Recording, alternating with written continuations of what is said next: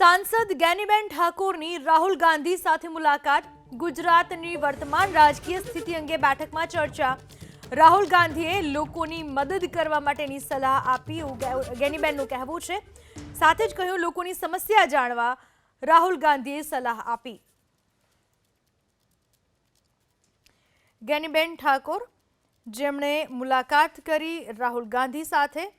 ગુજરાતની અત્યારની રાજકીય સ્થિતિ શું છે તે અંગે બેઠકમાં ચર્ચા કરી હોવાનું જાણવા મળી રહ્યું છે અને જ્ઞાનીબેનના મુજબ રાહુલ ગાંધીએ તેમને લોકોની મદદ કરવા સલાહ આપી।